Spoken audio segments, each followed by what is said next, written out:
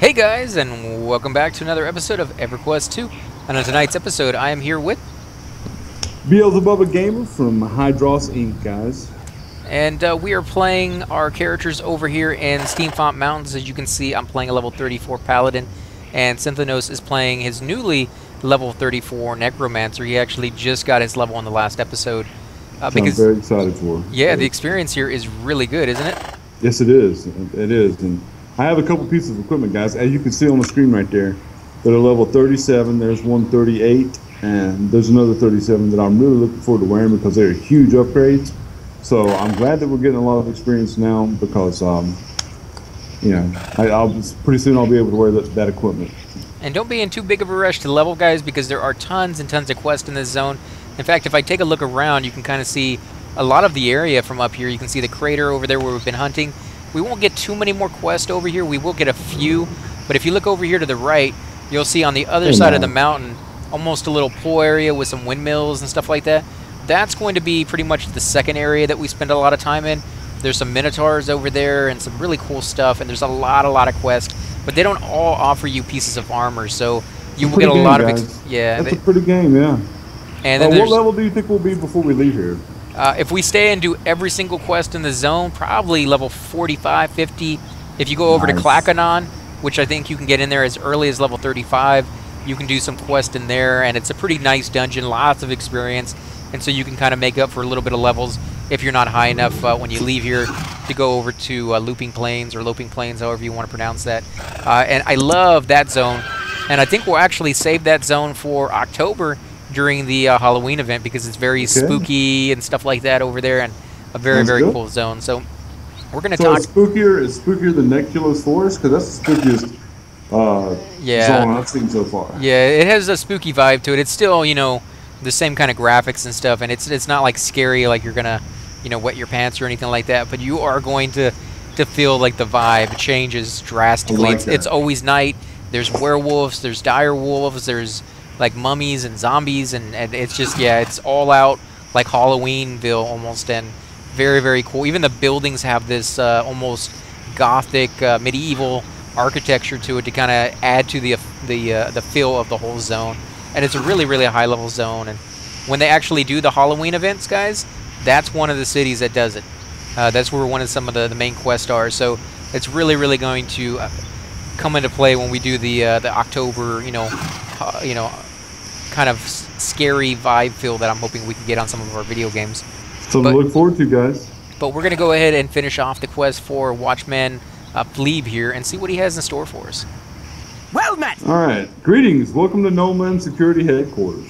I am here to report that Remy Fulgation has betrayed Gnomeland Security. You must be the dynamic duo Clark mentioned you would be coming. Your news got here a short while before you did. You've been a great asset to us, and it is our hope you will continue to lend your services. I would be happy to. Do you want me to be going after Remy? No, not just yet. Now that we know he has betrayed us, we need to change how we interact with him. That means our operations concerning him will be on hold for the time being. For now, you can help us in other ways, though.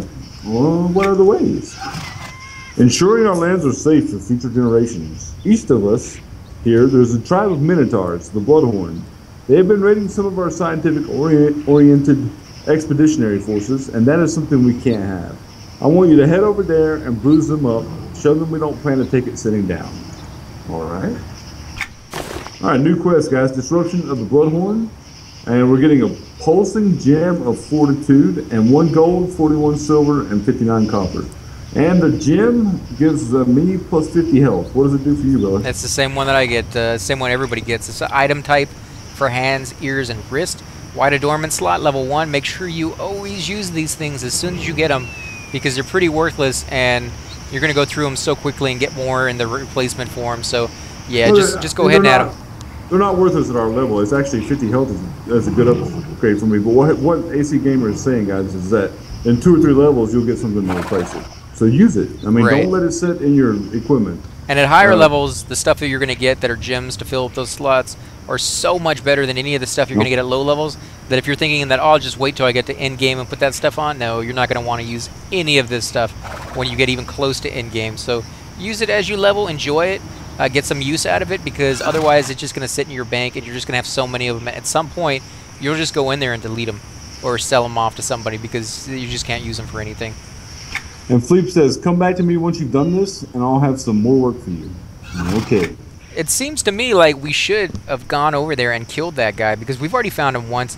The only reason we didn't kill him is because we weren't allowed to attack him. And I'm kind of reminded of a saying that I heard from, I think it was Babylon 5, where the guy's like, you know, big threats come from little threats, and you feed them with discontent or ignore them, and however it went. But it's like if you don't, you know, follow through and make sure that the little threats don't become big threats, you're going to regret it in the end. And oh crap, I don't know if you're going to survive that. That's a lot of hit points. So you can jump off again, guys, or you can climb down like Synthenos is doing, and it's probably the best bet for him. For my guy, not so much, because of course I'm a tank. I got a lot more hit points than you do. Actually, I have 2,447. No, I actually have 3,171. That's right. I have 2,238. So yeah, I got an extra 1,000 more hit points than you do. But then again, I need them. Regen, though. I've got 100 regen. I'm pretty sure mine would be close to the same amount. This is probably bigger, actually. Here we go. So we're gonna kill this guy just because he saw me. And that's just because I was being very, very careless about the whole situation. But see, I can admit to it. All the aggro, guys? Yeah, see, I can admit to it. I can say that I was being careless. You'd be like, no, it's not my fault. I don't know what they want. They just like me. They like my perfume or something, you know? I mean, like, I don't get it. Look at how sexy my dark elf is, guys. I mean, look at that. I wouldn't be attracted to that.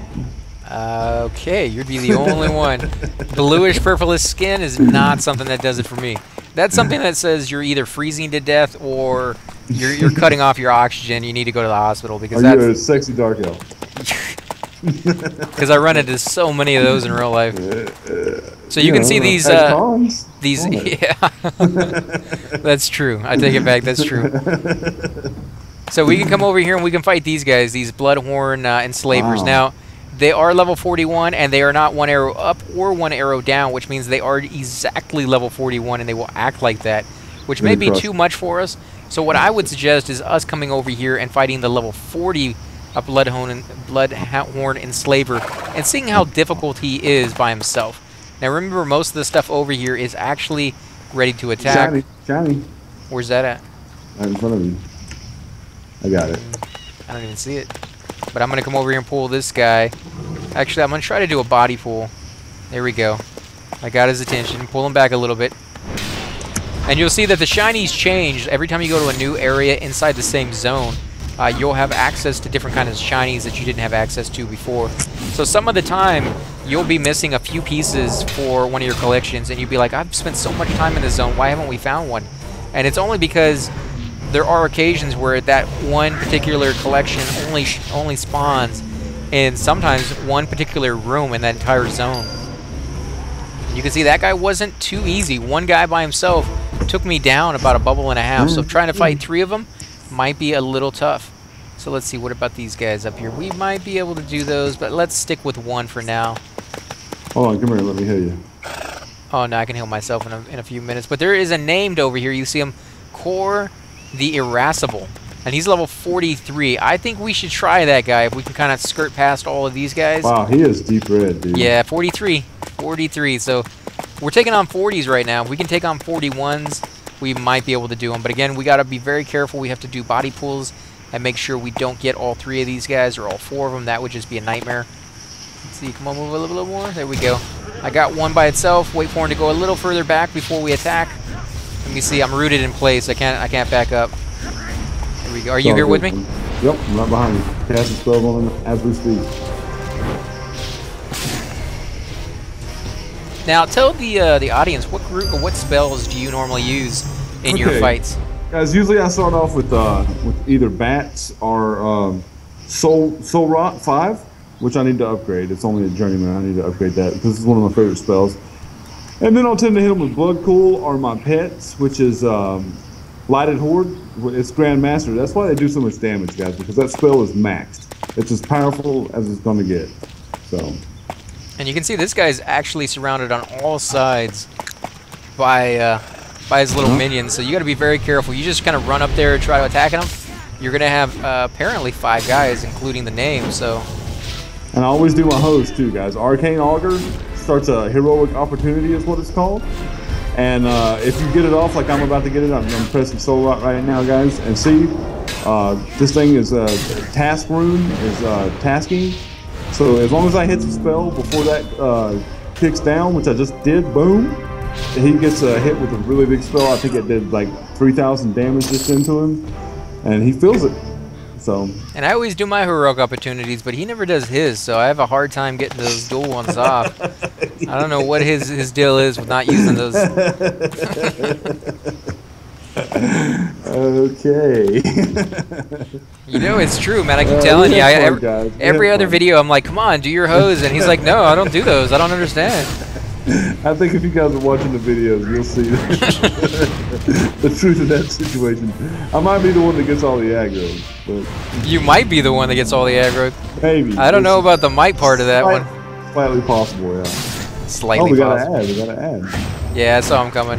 But we need them. We need 6 of each kind, enslavers and hunters. So, again, you kind of want to pick and choose what you get so that you can make sure that you are nice and even on all of them. As you can see, we have a little bit more hunters than we do enslavers. But, you know, they're around, so as long as you wait for them to respawn, sometimes you'll have in an area only one of that specific kind. And when you have something like that, make sure you go after that at the very first time. Like you want to kill that first, and then worry about the other ones, because you're gonna have to wait for it to respawn, or you'll have to risk going after a camp that you may not be ready to do. Maybe 3, 4, or even 5 mobs at once of those kinds that you need, and that would be too much. Yeah, I mean it won't be too bad. I'll give you a little help. We just need to wait for our power to be full before we take on the big guy. Yeah, and the Minotaur hoof and stuff like that, those are for the lore and legends of that. Of this particular, you know, this particular species. So you do want to go ahead and get those and finish that off as soon as possible as well. I've been ignoring those because I tend to try to do these videos so that I start and finish the entire quest at one time. And so I'll go back at some point and find a nice spot to kill either these guys or the sirens or whatever it is that I'm working on, the orcs and stuff like that. Let's pull them over here. And you can see they're actually really cool looking. I like the Minotaurs in this game. They're not as tall as I would think they would be. They're actually fairly short, but I like the legs. I like the, you know, the 2 axes that they use, dual wield. Yeah, definitely. You know, the horns on their head, and they even have a little tiny tail. What the crap? That's because I'm not taunting. Oh, okay. And he's nuking pretty hard too. I was like, wow.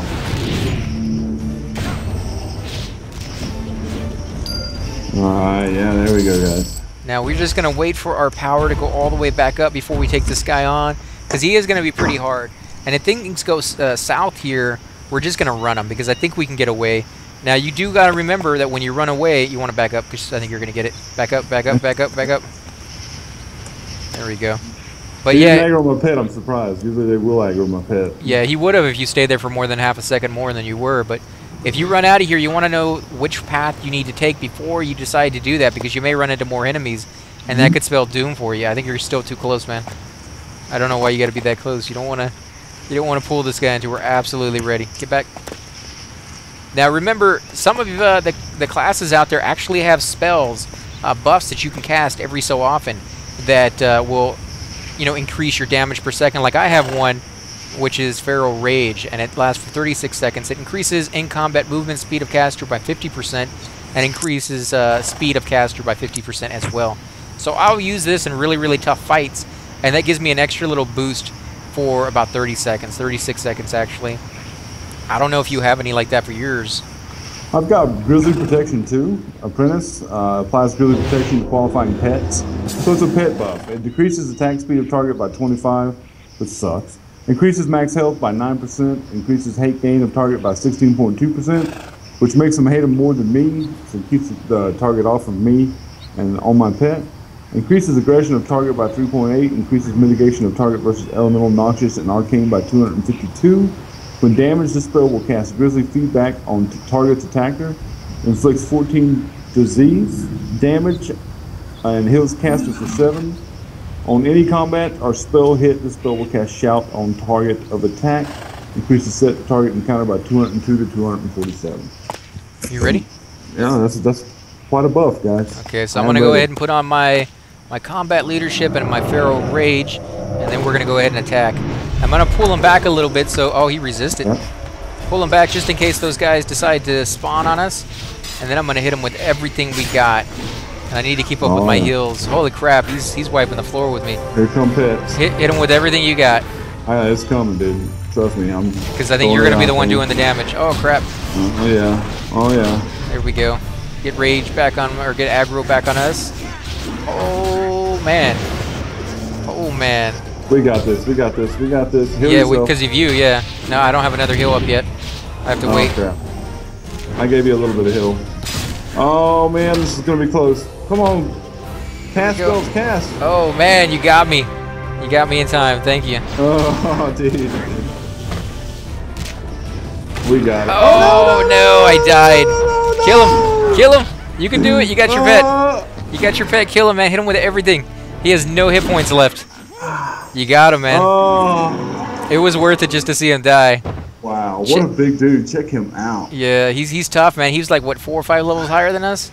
That was probably not a good thing to do, but if we had a little bit better armor. 43. He was level 43, and we're level 34, so. Oh yeah, almost 10 levels. Yeah, 9 levels or something. Yeah, that was insane for us to even try that. Go ahead and loot it, see what he got. Well, shouldn't you be here? Nah, I don't care. Okay. Lightning Palm. Monk? So we got a monk thing. So read that. Ooh, what's this? Cog Stamped Outriders on. Ooh, look at this. That's not bad at all. Level 40 requirement, though.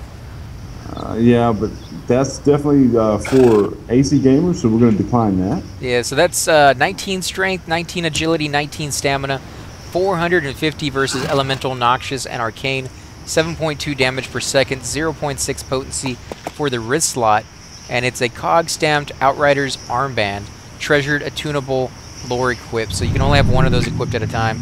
So I'll go ahead and read that, and I lost because I'm not here really, and I'll go ahead and revive. Oh, what? Well, that's alright, because you can just trade it to me later on, but. Okay, yeah, remind me. I don't even see it. It didn't come to me. Oh, I declined it, dude. Will it stay on there? Yeah, it should be. If nobody loses it, it stays on the chest. You can just click on it again. The chest is gone, dude. It says you picked it up.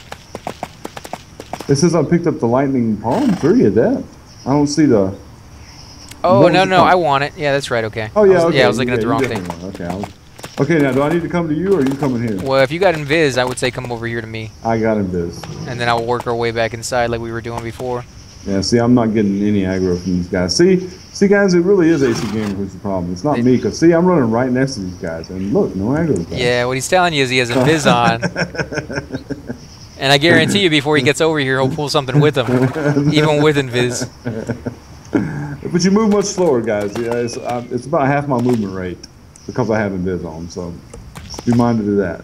And I still have res effect on it. Lasts for another 30 seconds. I'm going to wait for that to go off because it decreases my power, my attack speed, all my attributions, slashing, crushing, all that, and range by 20% to 90%. I can handle him on solo. So. If you think you can, I don't think you can. He's pretty tough. There's no doubt about it, dude. Watch this. I'm watching. Let's see if you can actually do it by yourself. I'll just sit here and watch. Just to see, because I want to know if the viewers at home can do this solo. If not, I know that you can, but I want to know if you can do it at this level. Look at this, guys. Look at what a Necromancer can do. Yeah, he can get aggro from a non-aggro creature because he did his area effects without watching what he was doing. See that, guys?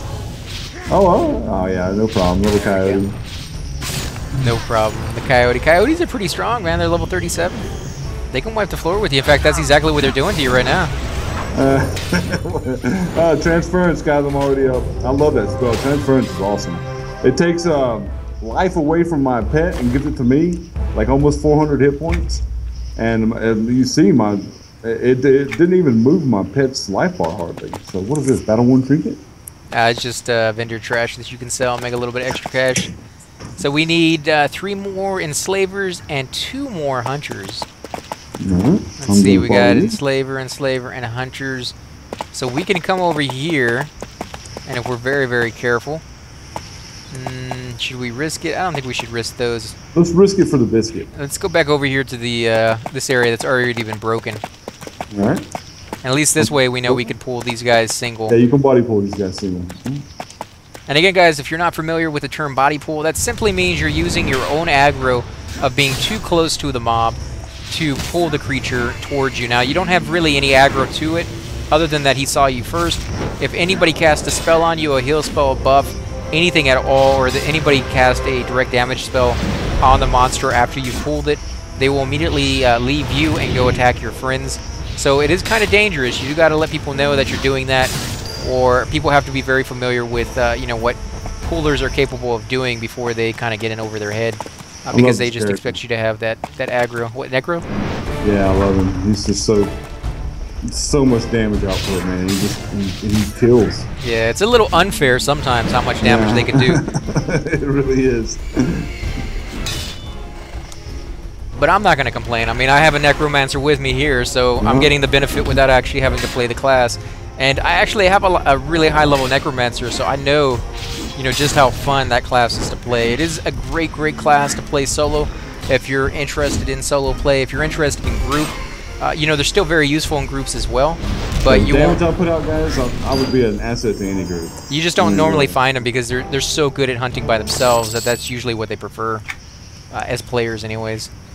And if I wasn't with AC Gamer, he's my friend. Of course, I'd rather play with him than by myself. But I love soloing, guys. I do. I like it. I'm good at it. And this necromancer, you saw him. I mean, he took down that level 41 Minotaur like it wasn't nothing. Yeah, he was actually the one doing all the damage. I was just taking the hits for as long as I did. You know, he wouldn't. The necromancer probably wouldn't have survived that on his own because he just can't take the hits. Yeah, that guy would have killed me quickly. Look, now I have 3 skeletons attacking, so my pets change. On Bloodhorn, they change up. So. Well, yeah, as you not only as you get a higher level and you get another set of those spells, but as you actually get better adepts or masters in that, you'll see that they actually change as well. So we need an enslaver. We need one enslaver. Let's come over here. There he is. He's walking this way, right towards us. Walk this way. Walk this way. Does he have a hammer? He has an axe and a hammer. Oh. Nice. I like that. That's the hammer's cool for knocking people out so you can enslave them. Come on, dude.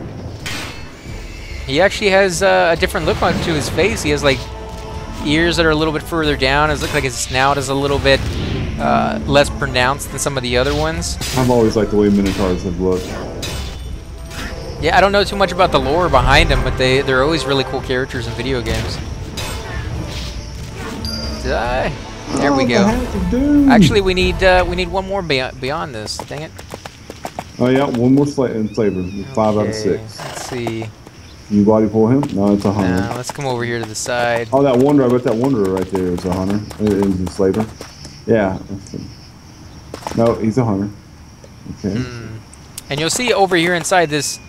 Oh, somebody spawned the guy, I think. No, they haven't spawned him. You get a little black box for one of the quests later on, and you actually have to fight the guy in here. And one of the problems I always ran into was when I soloed this area, this guy was way too hard to do the quest at the time you were supposed to do it. So a lot of the time you would have to come back later on and try to finish that quest off, you know, long after you were, you know, supposed to. Let's see if I can pull this guy by himself. I bet we're going to get at least 2 of them. That's all right. We got him. There we go. Oh, yeah. Good job. Yeah. See, now can I do that on P99? You sure can.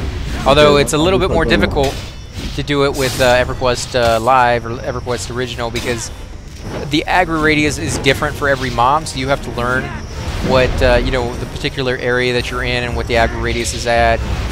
You know, how to approach the mob and which direction he's going to run into. Because in this game, the pathing is so much better than it is in the original that they really just come straight towards you. Where in EverQuest 1, they have a pathing, a direct route that they're going to take regardless of where you're standing, and a lot of the time that will send them in the direction of other enemies that will then aggro because they ran past them. And it's kind of annoying, but it is one of the things you do eventually get a feel for, and you eventually can actually use it to your advantage. Because sometimes they will pay off in some weird direction and run around in like 4 or 5 circles while you can sit there and just blast them with your spells. And it's like a minute and a half before they even get to you, so you can kind of almost kill them if you're like a necromancer. Yeah, I'm just running it. Hey, you got aggro, man. I'm just running it. Wow, the chomp, dude. I don't know why the game is running choppy like this. No, I'm getting chop at the exact same time, so I guarantee you that it's the server, because there's no way both of our computers are chopping out at the exact same time.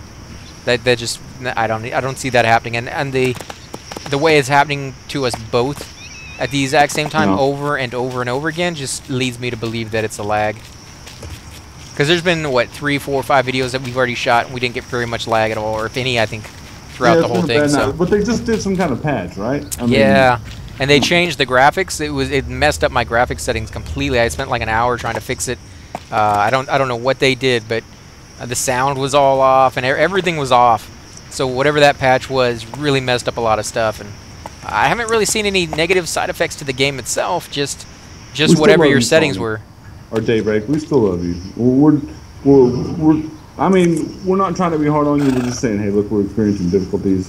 Well, I mean, I'm you just know. letting the viewers know, because if they've Yeah, been playing, exactly. they want to know that kind of stuff. That when that Yeah, patch that's comes why we out. chop. Yeah, so I mean, but we still love your game. This is still a great game. So let's go ahead and talk to Watchman Fleep.